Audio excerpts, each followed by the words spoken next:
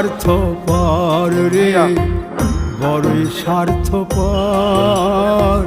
বুকের মাঝে জায়গা দিলে যতন কইরা ভাঙ্গে রে অন্তর। মানুষ বড়ই স্বার্থপর রে, বড়ই স্বার্থপর। বুকের মাঝে জায়গা দিলে যতন কইরা ভাঙ্গে রে অন্তর।